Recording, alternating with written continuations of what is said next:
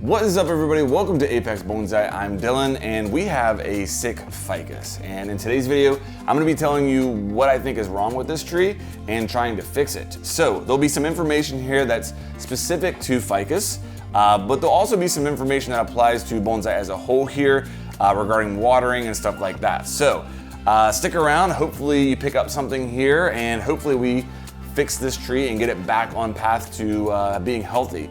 So, a couple of things before we get into it. I want to thank everybody that's been supporting the channel so far. We are up over 200 subscribers at the time of recording this and growing fast. This has been a lot of fun. If you're new here, please make sure you like and subscribe and join in.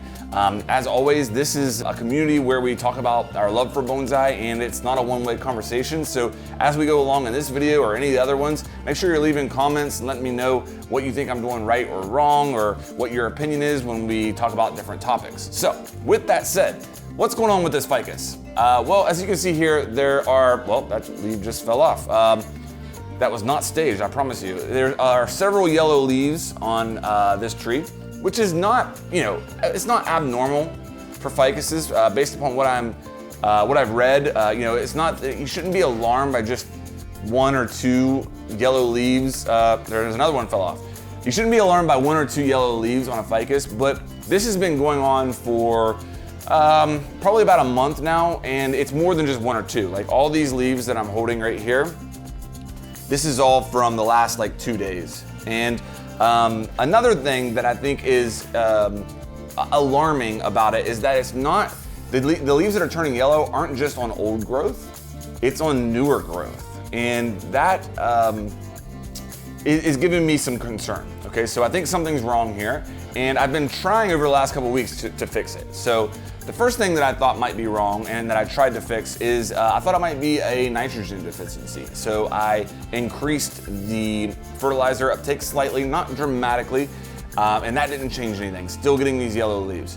Second thing was I was thinking that maybe it's not getting enough sun. This is a tropical, and in the place that I keep this, it gets morning sun, no afternoon sun.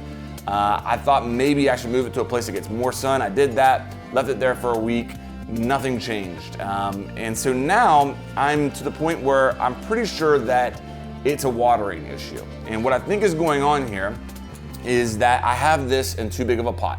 That's a fact. This pot is big for this tree.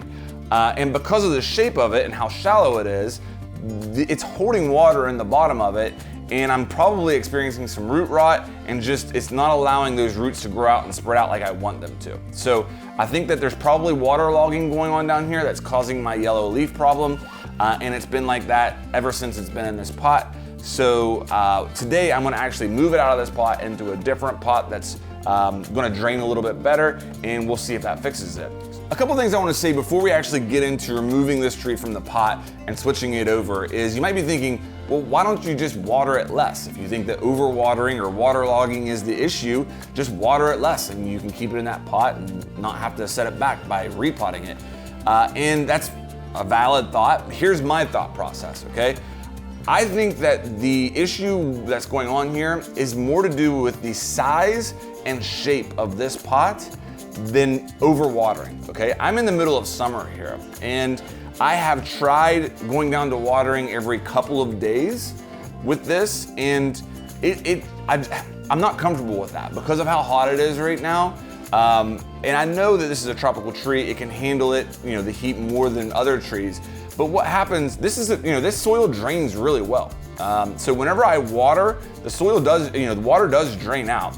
And if I go a couple of days without watering, what I'm finding is that the top inch of the soil or so will be bone dry, but from there down, it's still really, really wet. And that is because of the shape of this pot.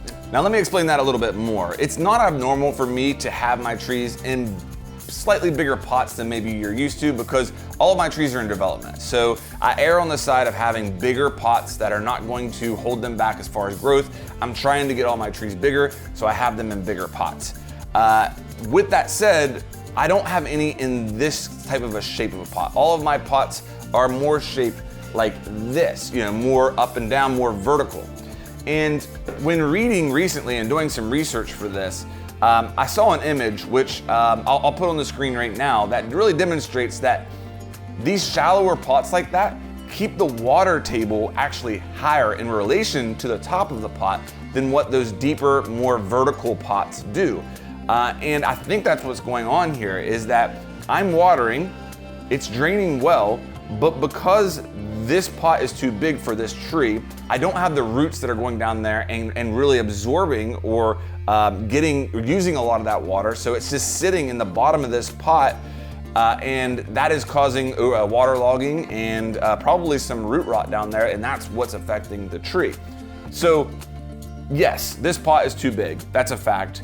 But I think that you can put a tree into a pot that's slightly too big as long as you're careful about the watering. And what I'm going to learn from this experience is that if you're going to put a tree in a pot that's too big, it needs to be a more vertical pot and not one of these, I think a lot of people call these training pots. So that's my thought process here. Hopefully you're following me to this point. Let's start digging into this tree now and see what it looks like down there.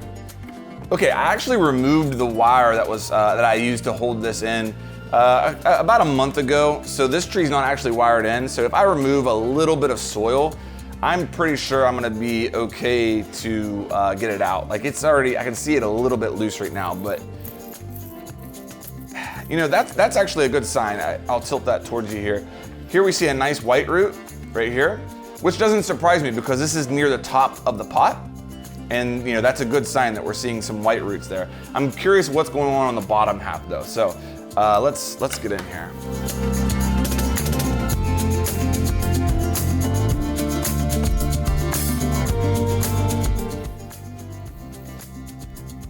It's really wet. It's really wet. Yeah.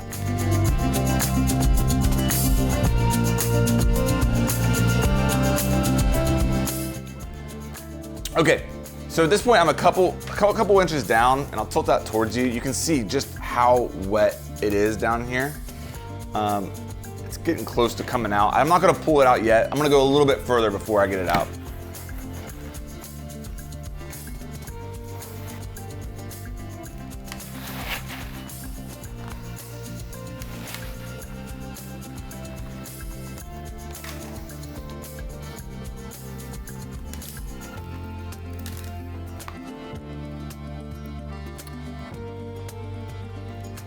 Okay, so as I look at this, you can see there's still some nice, the white roots are a good sign right there.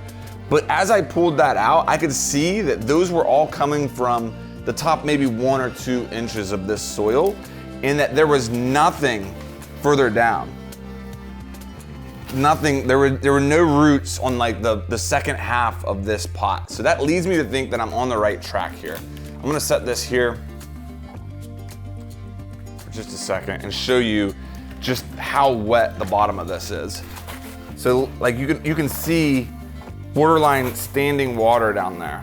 It's so wet and there's no roots. Okay, so as I'm looking at these roots, I'm asking myself, do I need to prune any of these roots? Do I need to completely remove all soil from this root ball? And I think I'm going to pretty much leave it alone and just get it into some new soil, into a different pot. At this point, the soil that's in here is good soil. Again, it was draining fine. The pot and the size of the pot compared to the tree was the problem. So I'm gonna keep this root ball intact, to just try to avoid setting it back as much as I can. Go ahead and get it in another pot now and see what that does. Okay, so this is the pot we're gonna be going into, which is pretty much a polar opposite of the pot that this is coming out of. More vertical, and this is one of the net pots or pond pots. If you've watched my channel, you know I'm a big fan of these. They let a lot of air in. I'm also gonna be using a little bit of a more coarse substrate mix here to allow water to drain better. So I mean, compared to what this is coming out of, this is about as polar opposite as you can get. All right. So again, we're in development, so I'm not too worried about the front of the tree or anything like that. I'm not trying to win any competitions while having this tree inside of a net pot.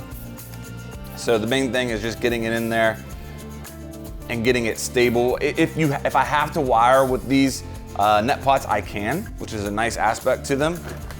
Hoping I don't have to.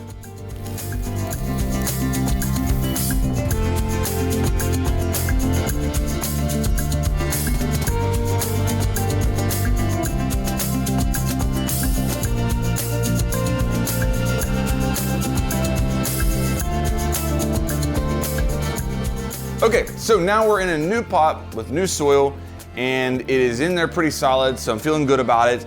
It's definitely a different world for this tree. It's in a much more vertical pot, a smaller pot overall, coarser soil that's going to drain even more than the other soil. This net pot's gonna let a lot of air in, and I'm gonna be able to tell, I think, pretty quickly whether or not I was right about the waterlogging in the bottom of that other pot being the problem. I will give you an answer to that in part 2 of this video, and as soon as that video is live, it'll be linked in the top right-hand corner of the screen. So if it's up there right now, go check that out. If you're watching this video before that one comes out, stay tuned, I'll have it. As soon as I can get a for sure answer on if this solved our problem with this tree, I'll have that video uploaded. A couple of things I'm thinking about that I would love to hear from you about in the comments. One being the decision I made to leave the root ball intact for the most part. My thinking there was, I didn't feel like the soil was the problem in the other pot. I felt like I didn't see any actual rot going in there that would carry something bad into this pot. So I decided to leave it intact to put less stress on the tree and hopefully set it back less. That was my thought process. Let me know if you think I'm right or wrong in there. Another thing, just in general, do you think that I'm right about the problem being the shape and size of this pot compared to this one? We'll find out in part 2, but if you feel strongly one way or the other, go ahead and throw that out. Definitely excited to see if the roots get more healthy and more robust in this pot. From what I've read, roots don't grow into water, they grow into air, little pockets of air. There's definitely gonna be a lot more air in this compared to the old. So I'm hoping that fixes this and we get some more size and some aggressive growth on this ficus. So again, find out in part 2 if I'm right about this and if it fixes the problem. If you enjoyed this video, please make sure that you like and subscribe, and I'll have more coming your way here soon.